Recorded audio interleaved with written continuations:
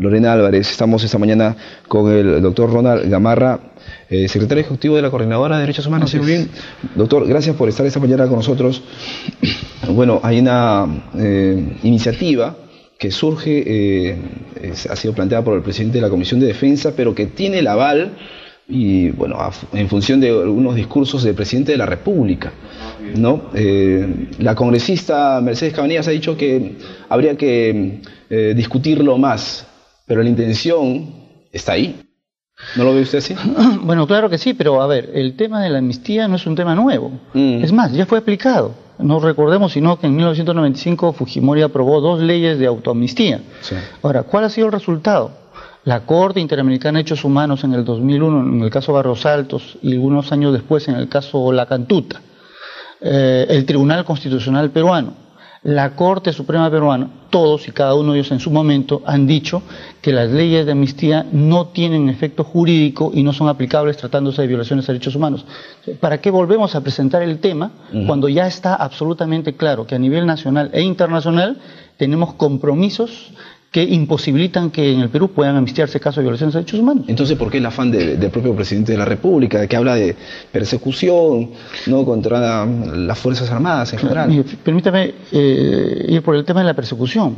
El presidente de la Sala Penal Nacional, el doctor Talavera, el coordinador, en realidad, ha señalado que aquí no hay ninguna persecución, que lo que existe es un conjunto de investigaciones en los cuales se imputan a los militares y a los policías no haberse enfrentado a los terroristas, sino haber cometido, en concreto, violaciones a derechos humanos, torturas, ejecuciones extrajudiciales, violaciones sexuales. De eso se le está acusando, no de haberse enfrentado al terrorismo. Yo creo que, por supuesto, como todo peruano, hay que agradecer a los militares que enfrentaron el terrorismo. Por supuesto que sí.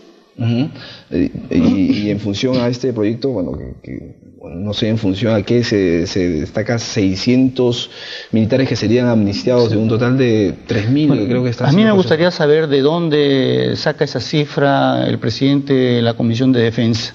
En el Poder Judicial y en el Ministerio Público manejan otras cifras, no esa, ¿no? Y en todo caso, lo que quiero señalar es que he visto que ha puesto como ejemplo el caso Chavín de Huanta. Exacto.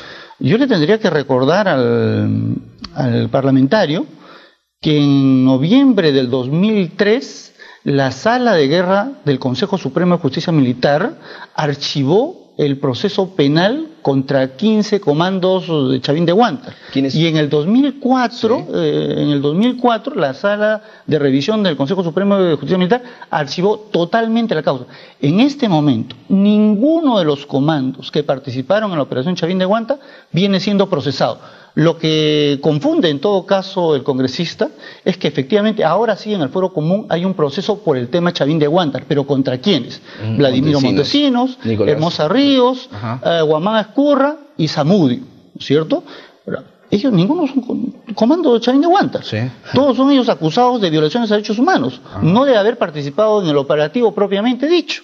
Por lo tanto, o sea, está partiendo de una base absolutamente errada del señor congresista. ¿Cuál sería el interés, el trasfondo, el interés central de quienes estarían moviendo estos intereses ahí al interior del Ejecutivo, al interior del Congreso, según usted cree? Bueno, yo creo que aquí hay una suma de intereses, ¿no?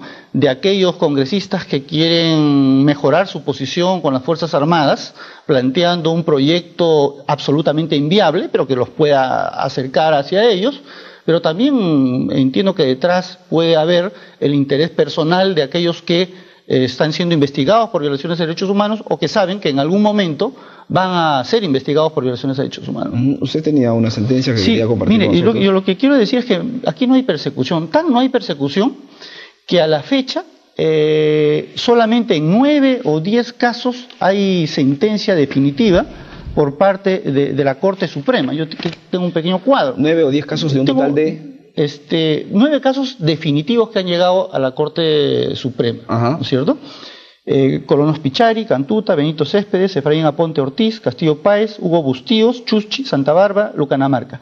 9 casos. ¿Cuántos procesados? 76. ¿Cuántos fueron condenados? 29. 29 de 76. ¿Esa es una persecución penal? Por supuesto que no.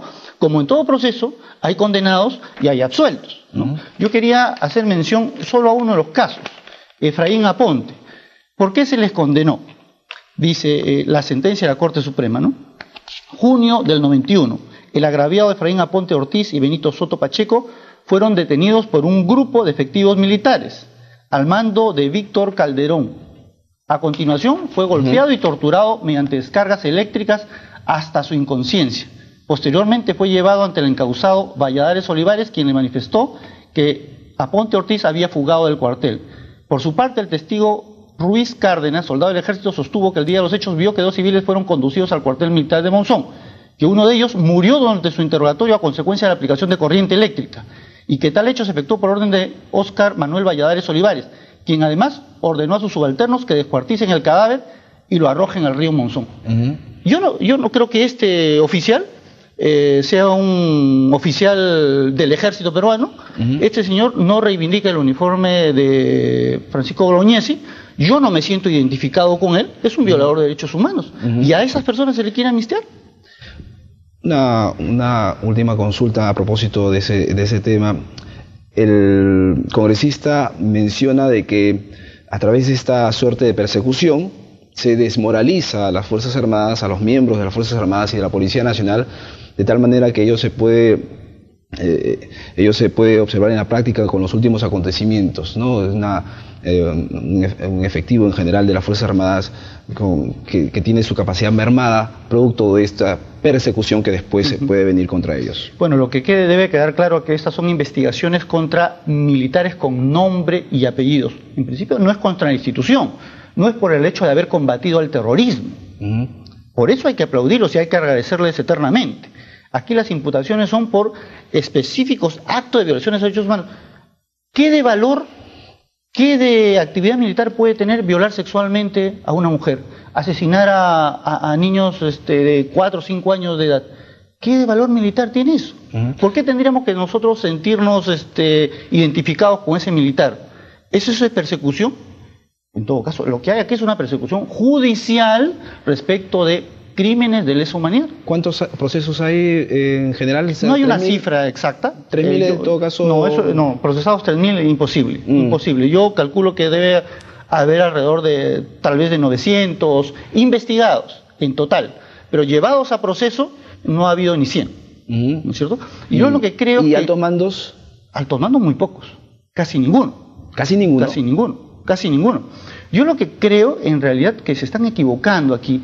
Lo que corresponde es que el Ministerio Público y el Poder Judicial realicen investigaciones rápidas y solo sobre base probatoria procedan a denunciar y, en su caso, a condenar o a absolver.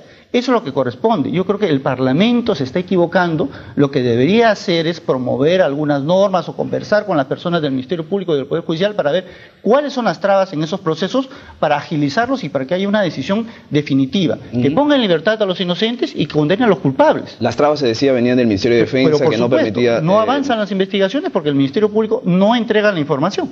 El Ministerio de Defensa. El Ministerio de Defensa. No entrega... No entrega la información que se requiere para avanzar con los procesos. Entonces, allí hay una traba que es bastante clara, ¿no? Yo solamente quiero mostrarles, por ejemplo, aquí hay una consulta de una fiscal de penal supraprovincial de Huancavelica, y que pide informes de los efectivos militares que estuvieron laborando, sirviendo en Huancavelica en el 90, para avanzar en su investigación. ¿Cuál es la respuesta de los militares? Se ha hecho una búsqueda en los archivos pasivos del BIN 43 Pampas Tallacaja. No encontró documentos con los nombres completos de los efectivos militares que estuvieron laborando y o sirviendo en la ciudad de Huancavelica en el año 90. Los militares dicen que no tienen la información, que sí tienen. Entonces, ¿cómo este fiscal va a avanzar su investigación? ¿Cómo la va a cerrar si son inocentes? Si es que el Ministerio de Defensa y particularmente el Ejército no colaboran con las autoridades. Bien, muchísimas gracias, doctor Gamarra, por plantearnos su posición respecto a este caso que se reabre al interior del Parlamento Nacional con esta idea de aplicar una nueva amnistía para militares procesados por violaciones a derechos humanos. Muy amable. Bueno, gracias a usted. Muchísimas gracias, doctor Ronald Gamarra. Hacemos una pausa, retomamos con más.